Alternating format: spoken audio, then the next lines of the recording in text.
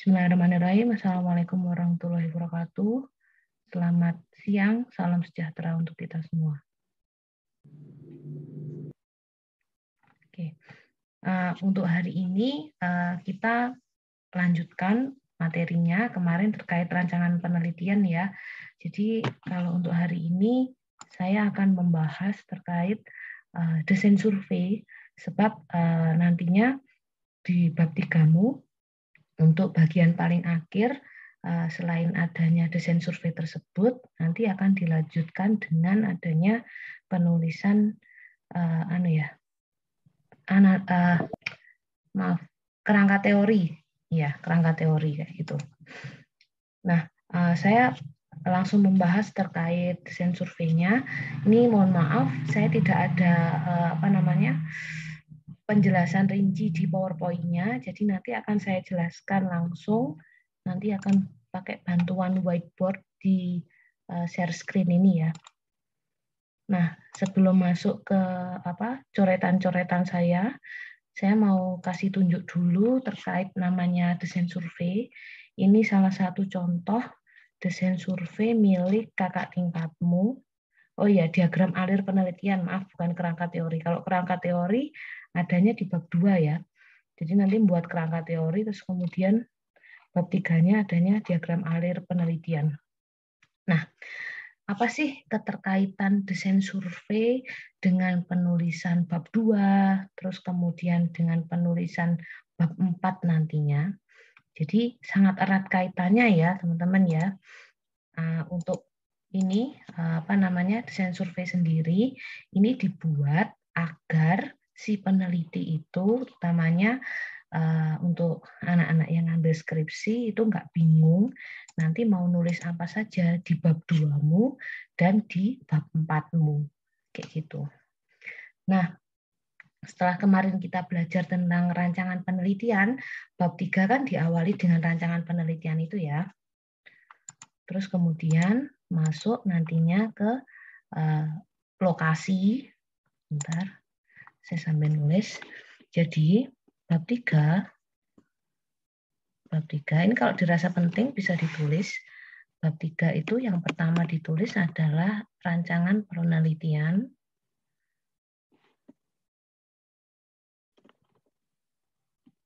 Kemudian yang kedua adalah lokasi atau tempatnya.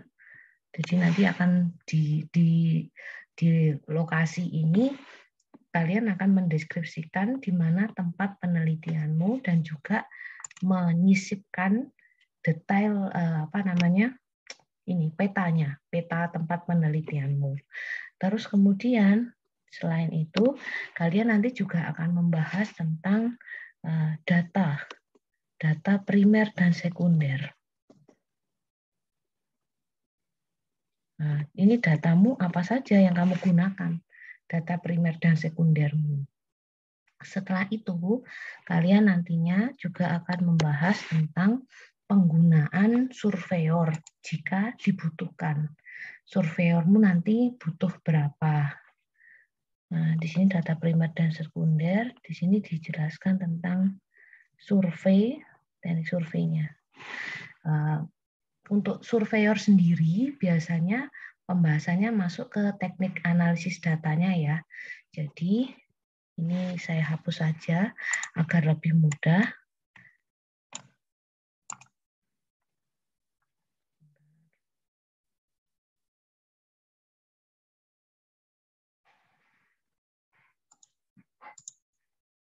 Nah, analisis data. Analisis datanya nanti menggunakan apa? Penggunaan datanya ya, kan sudah belajar di statistik dan probabilitas. Nanti silakan dibuka catatannya disesuaikan dengan rancangan penelitiannya, kan mengikuti rancangan penelitian dan jenis penelitiannya apa dulu, kemudian dikaitkan dengan cara pengambilan analisis datanya. Nah, di dalamnya nanti misalkan kalian menggunakan datanya data nominal dan ordinal misalkan. Berarti rancangan penelitiannya nanti ranahnya ke kuantitatif, misal untuk jenis penelitiannya deskriptif seperti itu. Nah, kalau penggambaran data, ada yang mengambil data. Kalau untuk penggambaran suatu data, nanti untuk analisis datanya, pelaksanaannya, untuk data sekunder sendiri utamanya, itu ada yang mengambil, dengan contohnya kalau karakteristik lalu lintas kan mau melihat volume lalu lintasnya, kayak ini ya, contohnya di sini ya. Volume lalu lintas kan biasanya pakai LHR seperti itu.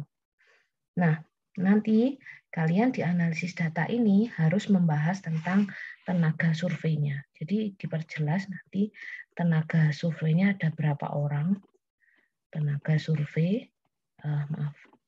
tenaga surveinya ada berapa orang, nantinya harus dijelaskan di dalam subbab tersebut jumlah orang yang digunakan berapa, kemudian persebarannya juga harus dijelaskan. Persebaran misalkan lokasi, di sini tadi kan ada lokasi ya, denahnya lokasi. Lokasinya misalkan di titik A, nanti butuh surveyor berapa orang. Di titik B, butuh surveyor berapa orang. Misalkan di sini titik A, titik B, dan di sini ada titik C. Nanti dibutuhkan berapa orang per titiknya. Jadi harus diperjelas di situ. Bisa dibantu dengan pembuatan tabel. Dan juga harus ditambahkan petanya ya yang jelas. Peta seperti ini. Ini petanya harus diperjelas. Ya petanya nggak kayak punya saya ini. Nanti kalian silahkan menggambar di AutoCAD atau bantuan Archicad dan seterusnya. Bisa nanti menggunakan aplikasi gambar tersebut. Nah, setelah masuk ke analisis data, kita nanti masuk ke ini, desain survei. Masuk ke desain survei, baru nanti yang terakhir, yang keenam, itu nanti kita akan membahas diagram alir penelitiannya. Sama halnya contoh yang saya berikan tadi. Diagram alir penelitian. Diagram alir penelitian itu, kalian nanti mulai penelitian itu dimulai dari apa? Misalkan dimulai dari penulisan latar belakang dulu, terus kemudian nanti mau ngambil data jenis apa dan seterusnya seperti itu. Nanti saya beri contoh diagram alir penelitian setelah desain survei. Ini sudah ya, sudah dicatat ya. Oke, saya clear dulu. Saya masuk ke pembahasan desain survei. Jadi untuk desain survei sendiri ini berhubungan dengan jurnal yang sudah kalian nantinya jadikan rujukan seperti itu. Kebetulan ini judulnya tentang sebentar. Ini judulnya tentang apa ya? Sebentar saya lupa. Ini judulnya tentang simpang bersinyal. Jadi kalau mau melihat persimpangan, pasti berarti nanti akan ada pengambilan data terkait LHR ya, yaitu perhitungan simpangnya. Nah, sebentar.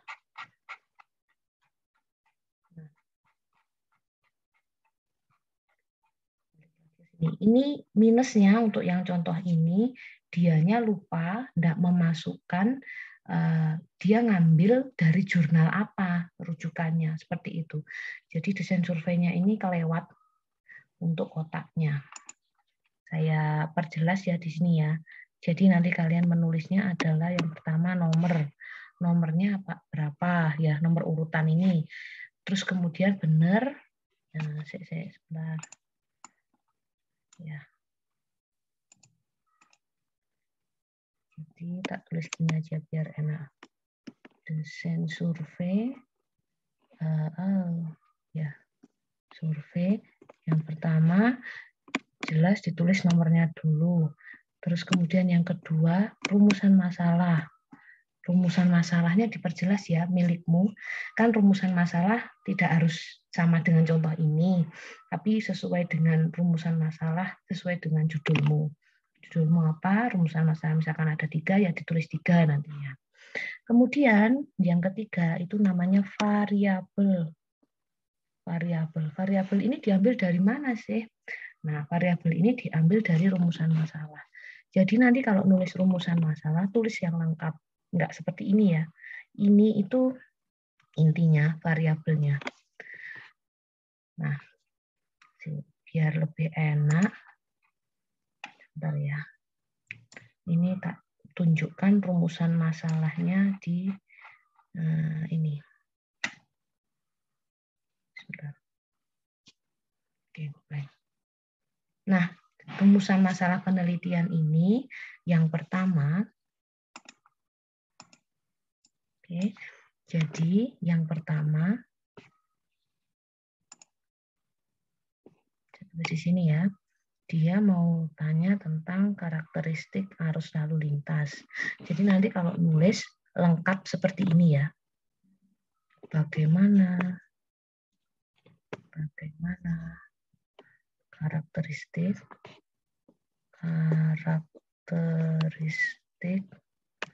lalin simpang bersinyal pada simpang bersinyal.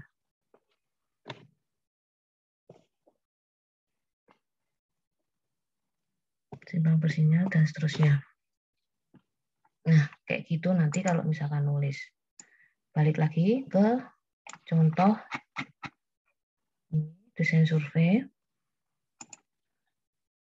Nah, nanti untuk yang penulisan rumusan masalah, tulis lengkap seperti rumusan masalahnya, gitu ya. Kemudian masuk ke variabel. Kalau diomong variabel, ini merupakan inti dari rumusan masalah tersebut. Jadi kalau kita kaitkan dengan contoh ini, berarti benar contohnya berkaitan dengan karakteristik lalu lintas. Saya kasih contoh yang pertama ya, karakteristik lalin. Ini untuk yang contoh yang pertama. Kemudian masuk yang kolom keempat, itu namanya baru subvariabel. Nah, subvariabel ini merupakan bagian dari variabel inti yang kita bisa tahu subvariabel itu dari jurnal. Kayak gitu. Jadi ini si penulis itu sebenarnya ngambil dari jurnal, cuma dianya lupa, tidak memberikan referensi jurnalnya apa.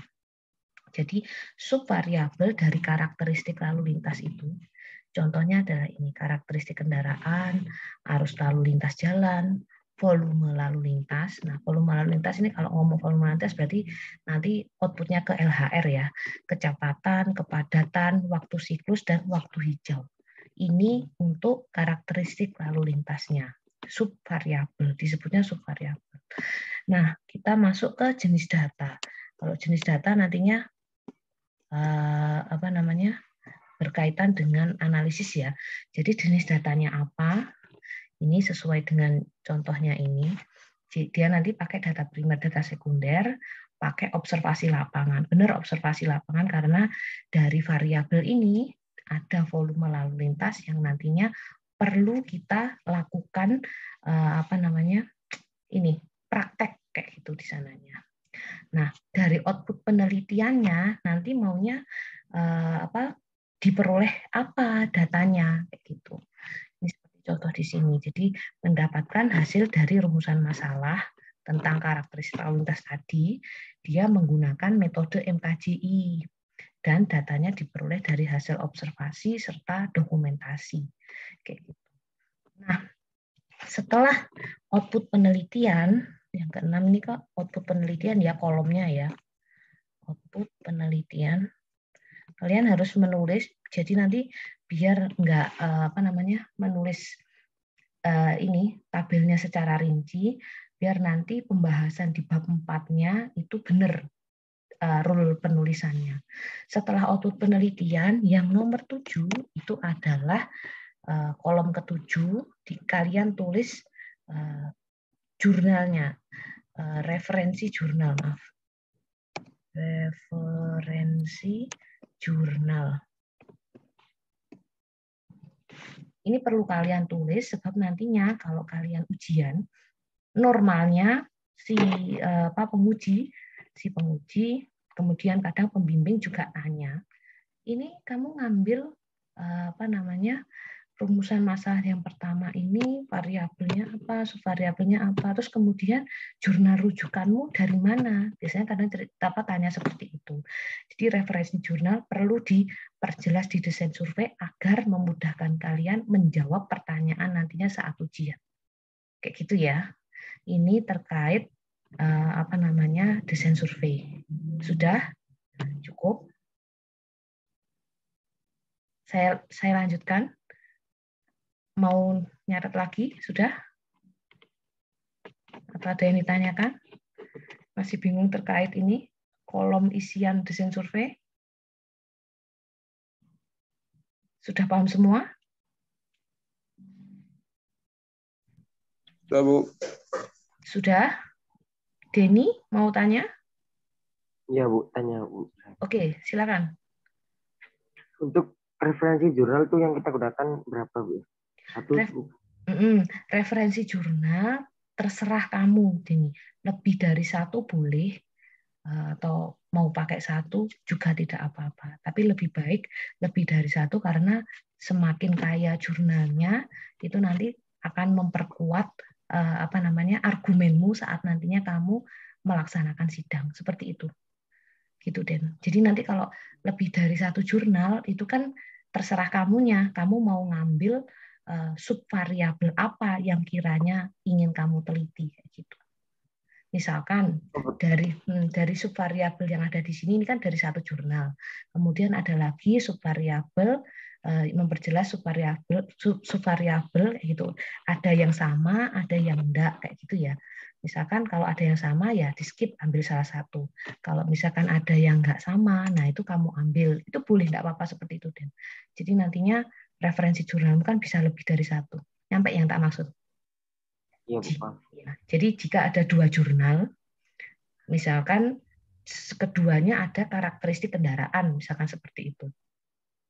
Nah, kamu bisa ambil salah satu. Tapi kalau misalkan satu jurnal itu tulisannya ada arus lalu lintas jalan. Yang satunya nulisnya bukan arus lalu lintas jalan, tapi volume lalu lintas, misalkan seperti itu.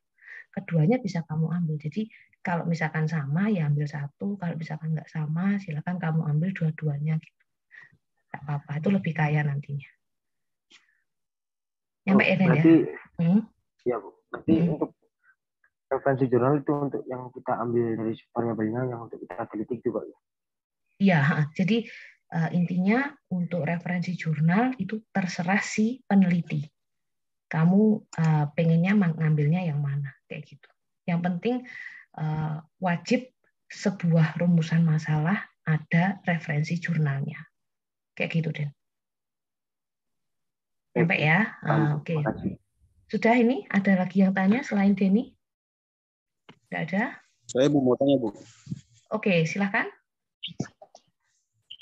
Bu, kenapa desain survei harus dari jurnal, Bu? Iya, referensi dari jurnal sebab ini skalanya masih di skripsi ya levelnya. Ini bukan suatu hal yang baru, kan biasanya selalu ada referensi jurnal kayak gitu. Kalau kamu tidak ada referensi jurnal, itu biasanya kamu membuat suatu penelitian hal yang baru. Kayak gitu. Nyampe enggak? Ini enggak maksud. Makanya enggak, Bu, kemarin maksudnya kan dari rumusan masalah, variabel kan turunan dari rumusan masalah tuh, Bu. Ya. Nah, apakah perlu untuk menurunkan variabel dan variabel dari rumusan masalah itu harus dengan pijakan jurnal ya, Bu? Iya, benar. Pijakannya bisa dari jurnal atau dari buku kayak gitu. Karena kalau misalkan kamu nggak ada referensinya, itu nanti saat pelaksanaannya yang kesusahan kamu sendiri. Ini soalnya ini bukan membuat satu hal yang baru, bukan penelitian yang baru, tapi penelitian yang kita prinsipnya melanjutkan itu atau mix and match beberapa variabel ataupun membuat komposisinya kayak gitu, yang pakai metode Scamper kemarin. Gitu. Bu, kalau seumpama contoh nih, saya kan ngambil tentang beton nih, Bu, tentang uji kan. Nah, kalau seumpama untuk menurunkan rumusan masalah tersebut saya pakai pijakan SNI mungkin atau ASMT nggak apa-apa? Iya, enggak apa-apa. Karena kalau misalkan ini kalau untuk contohnya saya ini desain survei untuk penelitian kuantitatif dengan jenis penelitiannya adalah deskriptif. Kalau untuk yang eksperimen, kuantitatif eksperimen, biasanya subvariabel dengan variabelnya, variabel dengan subvariabelnya, mungkin referensinya itu berdasarkan dari buku SNI seperti itu. Itu sudah sangat jelas kayak di situ. Gitu ya. Nyampe enggak sih maksud? Jadi nanti silakan. Jadi variabelnya misalkan pengujian kuat tekan. Gitu ya, kuat tekan beton. Subvariabelnya ya tahapan pelaksanaan kuat tekan beton itu yang kamu tulis. Nyampe yo, yang tak maksud yo.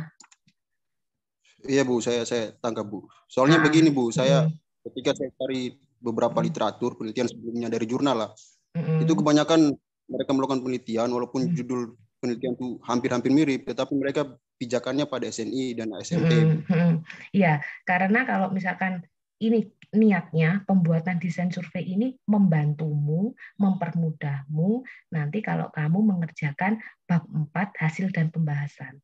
Jadi nanti akan jelas runtutannya. Misalkan seperti ini ya, rumusan masalah yang pertama kan terkait karakteristik arus lalu lintas.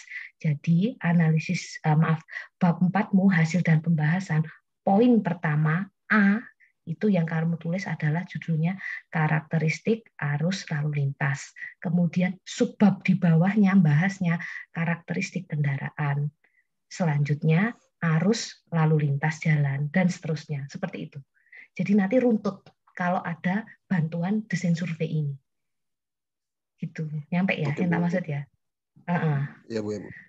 Jadi nanti biar lebih runtut. Oke. Ada lagi yang mau tanya terkait ini dulu? Sudah? Oke, baik. Berarti tidak ada yang tanya lagi, saya lanjutkan. Ini terkait penulisan desain survei. Kalau kolomnya tidak cukup, silakan dari portrait kamu buat landscape untuk kertasnya. Gitu ya. Nah, ini untuk desain survei. Selanjutnya, untuk penulisan bab 4. Nah, bab 4 itu merupakan hasil dan pembahasan ya. Bab 4. Seperti yang sudah saya tinggung tadi, bab 4 ini adalah hasil dan pembahasan. Nah, seperti yang sudah saya tinggung tadi, saya pakai contoh ini lagi ya.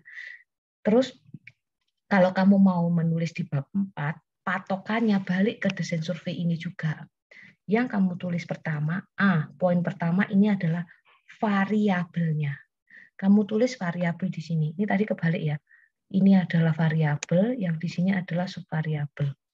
Jadi ditulis karakteristik, lalu lintas. Ini untuk poin pertama. Kemudian subbab selanjutnya kamu tulis 1 di sini, bahasan dari sini ya, dari subvariabel karakteristik kendaraan.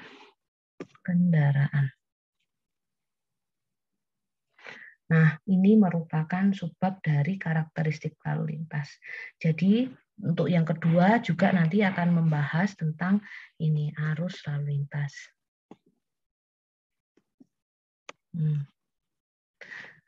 Nah, kayak gini. Jadi, untuk hasil dan pembahasan, penulisannya bisa runtut. Kamu nggak bingung apa yang nantinya kamu tulis di bab 4 hasil dan pembahasan. Terus kalau nulis hasil dan pembahasan, saya wanti-wanti.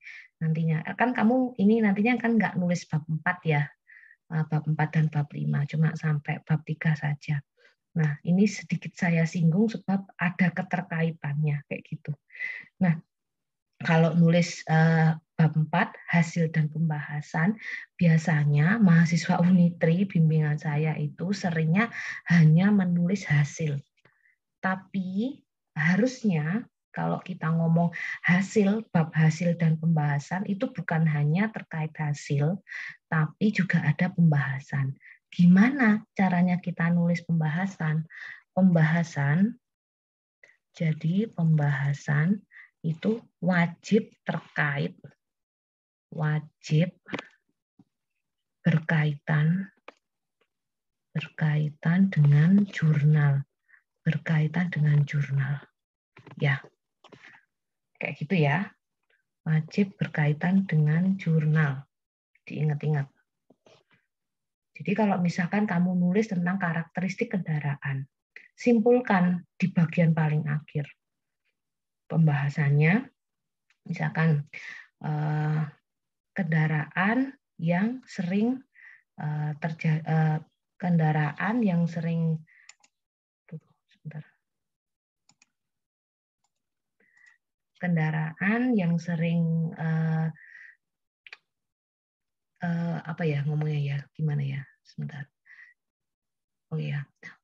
di tahun 2021 jenis kendaraan yang sering terlibat kecelakaan adalah misalkan kendaraan roda 2 kayak gitu. Hal ini sesuai dengan jurnal milik penulis siapa yang menyatakan bahwa bla bla bla bla bla di jurnalnya si penulis itu. Jadi harus terkait. Makanya setiap kali bimbingan saya utamanya membuat suatu rumusan masalah yang tulisannya untuk rumusan masalahnya ya bagaimana solusi alternatif. Nah, kesusahan nanti kalian kalau misalkan kalian ngambil tentang solusi alternatif itu. Karena kenapa? Di bab 4 hasil dan pembahasan dia nantinya sudah akan memberikan satu pembahasan yang berkaitan dengan jurnal, entah nantinya memberikan solusinya, simpulannya, atau hanya mengkaitkan dengan mengkaitkan dengan jurnal saja. Ya, dengan mengkaitkan dengan jurnal, si pembaca kan biasanya sudah connect ya. Oh, di tahun ini kendaraan yang sering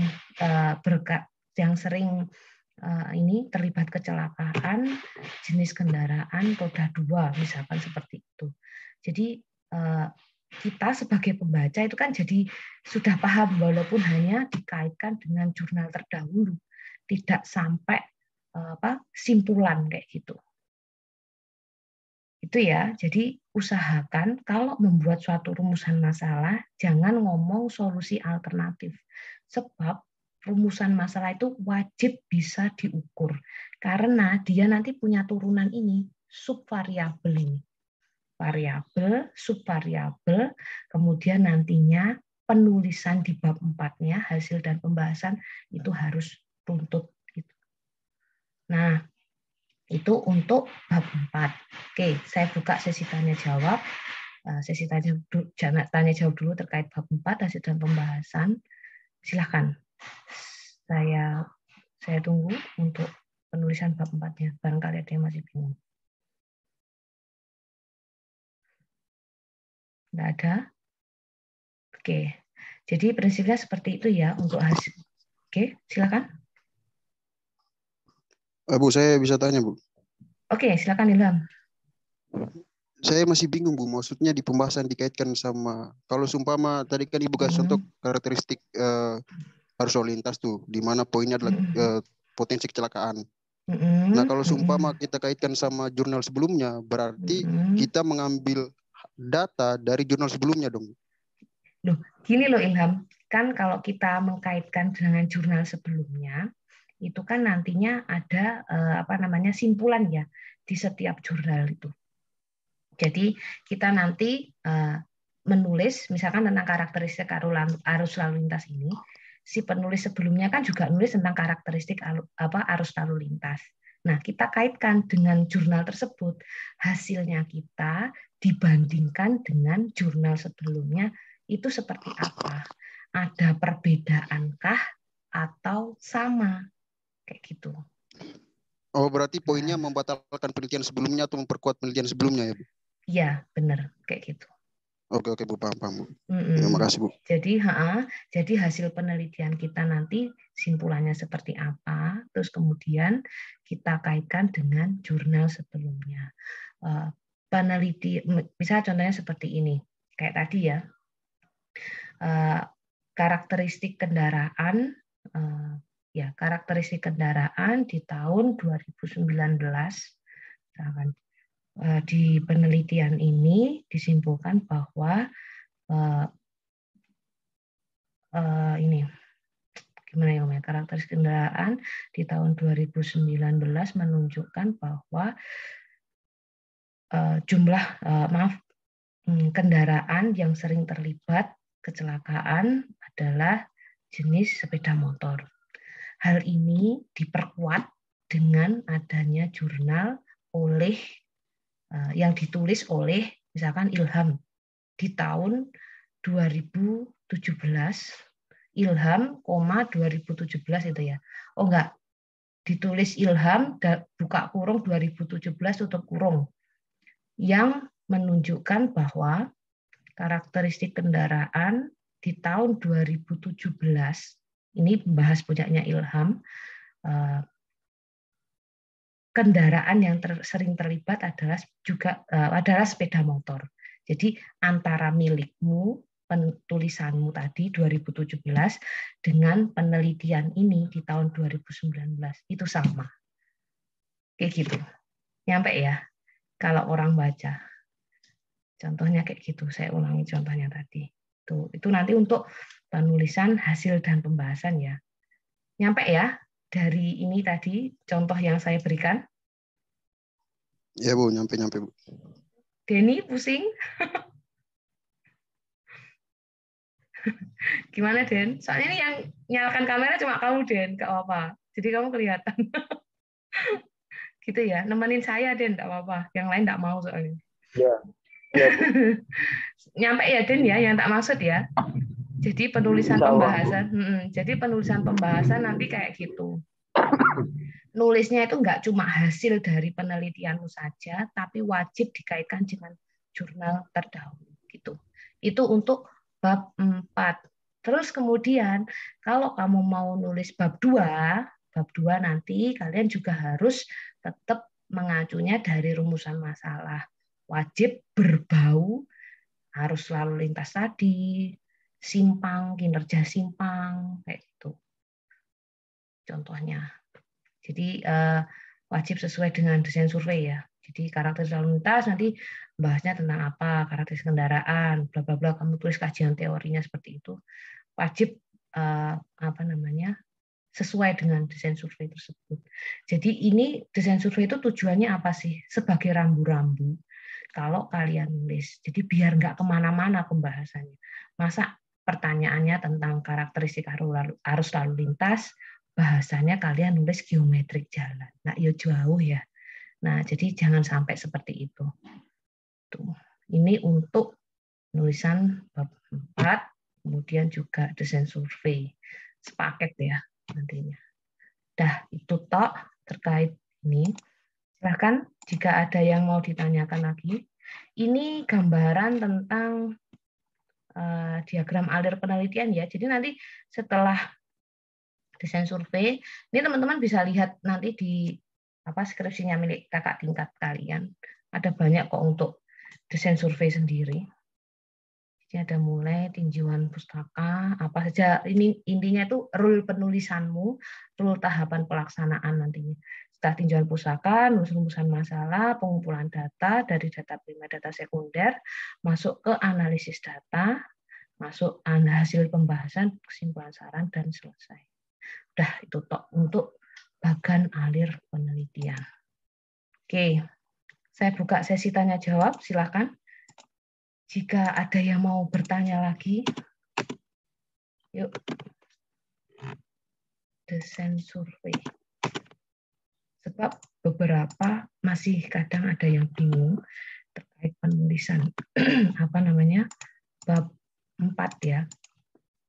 Mau nulisnya apa saja di bab 4. Kadang untuk teman-teman itu masih bingung. Silakan, yuk. Nggak ada? Cukup tah ini. Saya mau tanya, Bu. Oke, silakan Ilham. Oh iya, nanti kalau keputus silakan join lagi ya. Oke, silakan. Iya, Bu. Cuma saya mau konfirmasi dulu, pertanyaan saya tidak seputar bab yang sekarang Ibu bahas, Bu. Oke, saya pengen mundur apa-apa. sedikit. Silakan. Mohon maaf karena Jum kemarin saya nggak ikut, Bu, jadi saya agak ketinggalan. Iya, nggak apa-apa. Bu, judul saya itu kan tentang beton tanpa tulangan itu, Bu. Nah, yang diuji kuat tekannya. Kalau seumpama beton dengan tulangan, berarti kuat lentur juga masuk, Bu? Oh, nggak harus kok. Kalau kuat nggak harus ya? Ya, nggak harus, tergantung kebutuhan. Kalau saya ngomong, penelitinya pengennya meneliti tentang apa, itu balik ke tamunya, Ilham. Yang jelas yang jelas kalau untuk beton itu kuat tekan yang dilihat. Kalau untuk tambahannya silahkan nanti ya. Saya lanjutkan terkait Ilham tadi. Gimana Ilham, dilanjutkan pertanyaannya? Gini, Bu. Kalau saya kan judulnya tentang pengganti agregat halus tuh, Bu. Pasir putih sebagai pengganti agregat halus terhadap kuat tekan beton. Nah, berarti nanti di alur penelitian itu saya harus uji gradasi, kemudian uji gradasi, sorry, Bu. Gradasi, kemudian uji kelacakan, uji slump. Setelah itu langsung saya uji selam. Habis itu langsung saya uji kuat tekan ya, Bu? Atau ada proses pengujian lainnya? Ya, jadi untuk proses pengujian, kalau Ilham minatnya cuma di kuat tekan, silahkan kuat tekan saja. Tapi kalau misalkan ada pengujian yang lain, include, ya enggak apa-apa nantinya Ilham. Kalau biasanya kalau kuat tekan sih ada uji gradasi juga, itu sudah include, selam tes juga, soalnya itu bagian dari pembuatan beton ya, kayak gitu. Kecuali kalau mau cek kuat lentur, beda lagi. Kuat tarik. Kalau kadar lumpur, Bu, kayak gitu. Harus saya uji laboratorium lagi, Bu, kadar lumpur. Kalau kadar lumpur itu sudah masuk di kuat tekan, Ilham. Uji gradasi. Ya, itu kan bagian dari pengecekan tanahnya ya, Ilham ya. Bukannya gradasi itu bentuk itu ya, Bu, bentuk agregatnya, Bu? Lah iya. Nah, ini kan kamu mau agregat, Ilham. Agregat itu kan ada agregat halus, ada agregat kasar. Itu nanti sudah semuanya. Ya. Oh ya, Bu, saya pikir uji gradasi itu hanya uji bentuk agregat halusnya aja, Bu. Enggak, ke semuanya. Ada agregat halus, ada agregat kasar. Jadi nanti kamu kalau agregat kasar ya itu kerikilnya itu nanti diayak pakai ayakan yang di lab itu sampai tembus ke berapa nanti, ayakan berapa. Itu kan juga perlu dicek juga nantinya kayak gitu. Berarti kalau untuk jenis semen yang saya gunakan itu saya bahas di metodologi yang Bu. Atau di tinjauan pustaka saya bahas, Bu? Pembahasannya nanti sesuai dengan arahan desain survei tadi, Ilham. Jadi nanti kamu mau bahas tentang apa? Misalkan untuk tahapan kuat tekan beton nanti yang dibahas apa saja. Kalau mau bahas tentang gradasi nanti ya yang dibahas apa saja kayak gitu. Mengikuti desain survei. Yang pertama dibahas adalah tulis dulu rumusan masalahnya. Nanti ke belakangnya akan jelas variabel dan subvariabelnya. Kayak gitu, Ilham. Biar nggak bingung. Biar nggak bingung tinjauan teori yang mau kamu tulis apa, terus kemudian hasil dan pembahasannya nanti runtutannya seperti apa. Bu, saya minta tanggapan Ibu, bisa, Bu, sebentar? Sekitar 2 menitan, Bu. Ya, silakan. Gini, Bu, saya kan niat untuk buat penelitian ngambil judul ini, itu tujuan khusus saya itu untuk mengubah atau menambahkan, bukan mengubah ya, menambahkan tentang acuan, Bu, SNI. Kan dari literatur yang saya baca terkait acuan SNI itu tidak ada SNI yang mengatur khusus tentang penggunaan pasir putih sebagai agregat halus, Bu. Kebanyakan itu kan pasir alami selain pasir putih itu, Bu. Nah, sedangkan saya melihat perkembangan konstruksi ke depan, khususnya di daerah saya, Bu. Secara geografis itu kan nggak ada kali itu, Bu. Kemudian pasir tambang juga nggak ada itu, Bu. Nah, jadi potensi terbesar dengan kuantitas yang banyak, orang lebih memilih pasir pantai atau pasir laut sebagai agregat halus, Bu. Nah, kalau tujuan khusus saya untuk menambah acuan SNI, mungkin, Bu, ada pedoman yang dianjurkan oleh standar nasional terkait penggunaan pasir putih itu kira-kira terlalu jauh atau gimana, Bu? kalau saran dari saya dulu sih teman saya pernah coba penelitian ini ya Ilham ya terkait pasir pantai kayak gitu. Dia kalau nggak salah masih menggunakan perbandingan. Jadi belum sampai murni pure penggunaan pasir pantai. Jadi masih ada campuran, main di mix and match komposisi kayak gitu. Kalau nggak salah ingat Ilham. Ini jurnalnya sudah ada. Jadi nanti coba kamu eksplor lagi jurnal-jurnal terkait penggunaan pasir pantai itu. Sudah ada kok Ilham. Jadi iya, kebetulan teman saya sendiri itu pernah praktek ini, tapi kalau nggak salah ingat itu sudah lama tahunnya 2014 soalnya. Jadi nanti coba dicek lagi lah. Seingat saya sih dia masih main komposisi. Jadi perbandingan pasir putihnya sekian, pasir sungainya sekian. Kalau nggak salah ingat sih kayak gitu. Tapi coba deh kamu cek barangkali sekian tahun itu sudah ada yang pure murni menggunakan pasir laut. Itu lebih bagus nanti tambahan. Jadi nggak pakai perbandingan tapi sudah langsung main di pasir lautnya kayak gitu. Gini Bu, kalau dari literatur yang saya baca khususnya jurnal, saya ngambil dari range tahun 2000 sampai sekarang Bu. Itu semua kesimpulan penelitian itu mereka tidak menyarankan menggunakan pasir laut sebagai agregat halus. Nah, memang proses penelitian mereka juga menggunakan metode perbandingan, Bu. Tetapi ada beberapa jurnal yang perbandingan mereka itu bukan pada uji atau kajian eksperimental. Artinya mereka juga melakukan penelitian terhadap pasir sesuai dengan standar, kemudian pasir yang sebagai pengganti agregat. Nah, kebanyakan ada juga yang menggunakan metode perbandingan itu dengan kajian atau penelitian-penelitian sebelumnya yang sudah menggunakan metode perbandingan dengan melakukan uji laboratorium terhadap kedua agregat itu, Bu.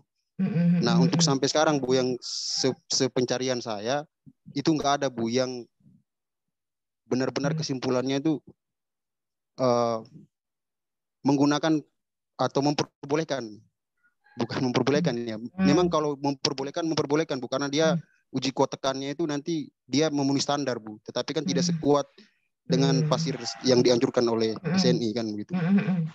Ya, gini Ilham, kalau penelitian itu berdasarkan pengalaman ya, gini, kalau kita sebagai peneliti itu kan rujukannya itu kan dari buku, literatur kayak gitu.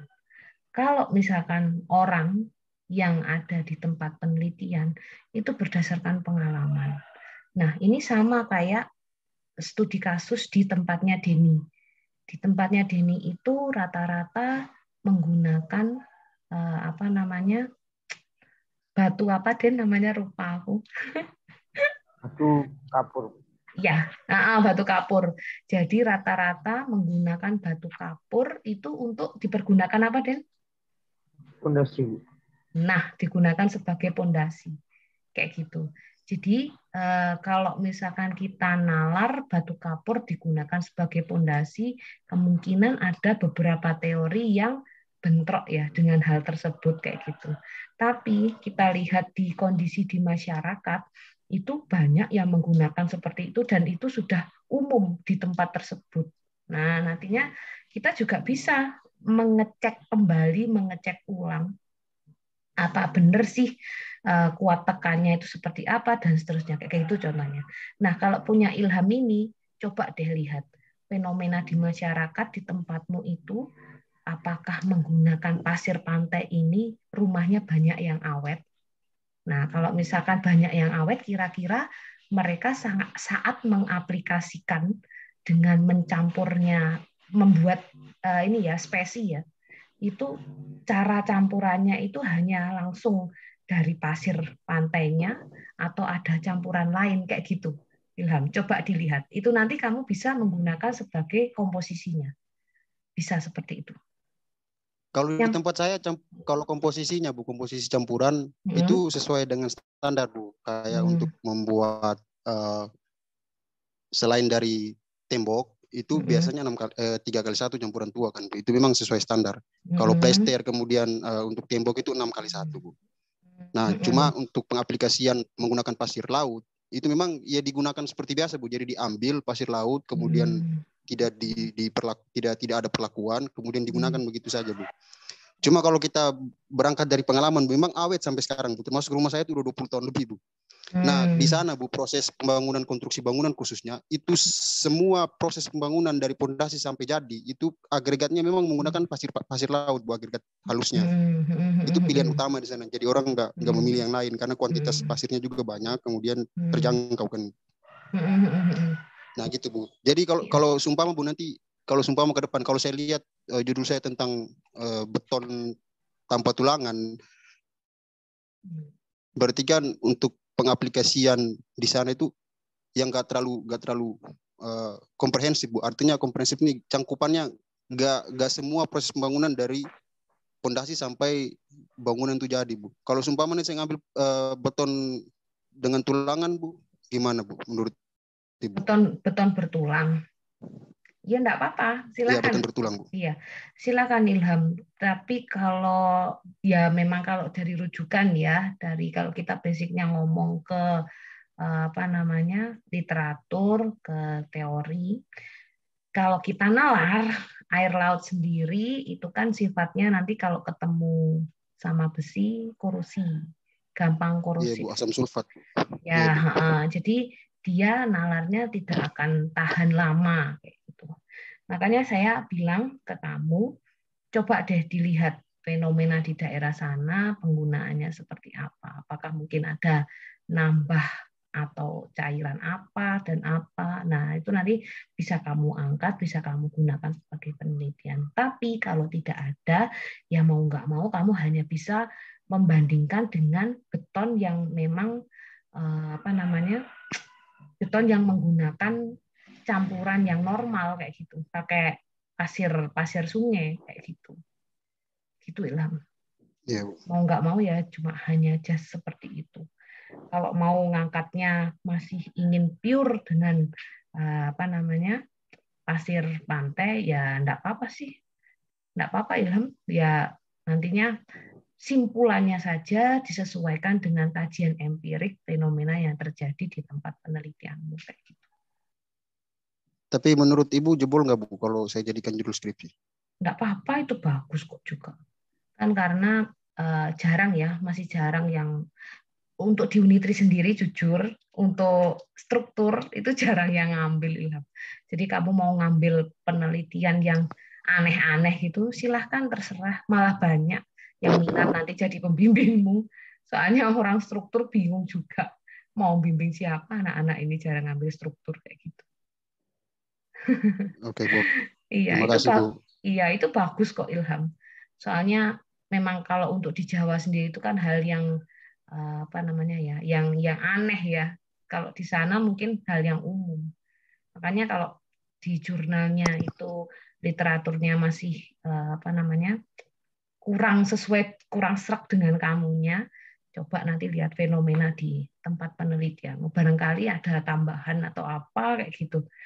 Jadi nanti bisa diangkat, kita main di komposisinya untuk pelaksanaannya ini. Nanti kan bisa dicek bener-bener di lab gitu loh, maksudku. Iya, Bu, ya, Bu. Gitu Oke, ya Bu. Ilham ya. Makasih banyak, Bu. Ya, semangat Ilham. Oke, yang lain Bu. silakan. Nggak ada? Oke, jadi ini tadi sesi curhat sama Ilham ya. Yang lain cuma jadi pendengar.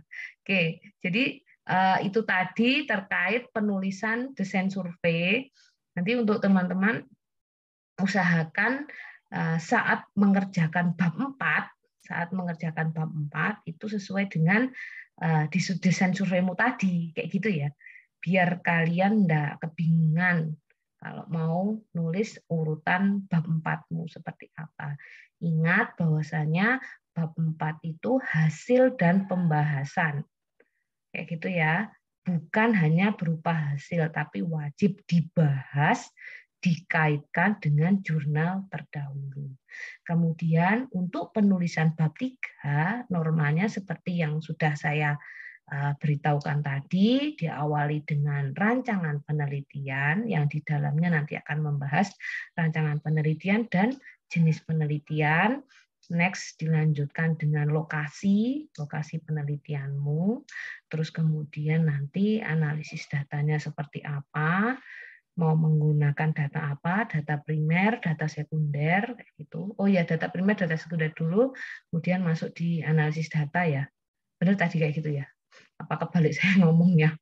Ya itu, terus kemudian nanti ada kalau misalkan di data sekundernya butuh